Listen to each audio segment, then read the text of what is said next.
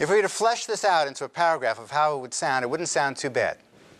Johnny's very active. He never stops moving. He gets distracted by any little noise. He's got the attention span of a flea. Often he acts before he thinks. His sister Jill's often in a fog. Sometimes she's just so spaced. I really doubt that that description dragged many of you out on a rainy Tuesday night. Here's a more accurate description that would get a I can't take it anymore. We scream all morning to get out of the house. Homework takes hours. If I don't help him with his work, he's so disorganized that he'll never do well. If I do help him, he screams at me. Since he never finishes anything, everyone thinks he doesn't care. No matter how much we beg or punish, he keeps doing the same stupid things over and over again. He never considers the consequences of his actions. He doesn't seem to care if they hurt me. It's so easy for him to get overwhelmed. Sometimes he just wants to turn the noise off.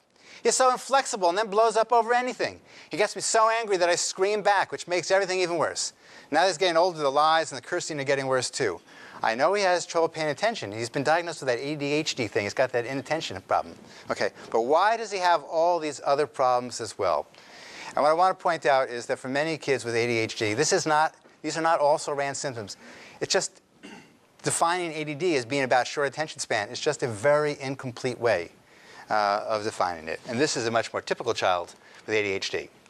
So the point is, and these pictures are from, I commissioned from, for the book ADHD Living Without Breaks. Okay, this is the classic triad of inattention plus or minus impulsivity and hyperactivity. If that's all you're addressing with your doctor or your therapist, okay, you're hitting just the tip of the iceberg. Okay? You're missing all these other executive functions that we're going to talk about. Inhibition, initiation, self-talk, working memory, foresight, hindsight, organization, shifting agenda. You're missing a huge number of other co-occurring problems that tend to go along. Learning disabilities, oppositional defiant. And we're going to talk about each of these briefly.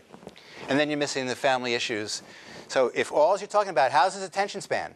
If that's what the conversation's about, you're missing almost everything. It's kind of like the psychiatry hotline. Hi, you've reached the psychiatry hotline. If you have OCD, please keep pressing number 2. If you have schizophrenia, press 2 and 4. If you're paranoid, don't bother pressing anything. We already know where you live. If you're depressed, don't bother pressing anything either, because we're not going to pick up anyhow.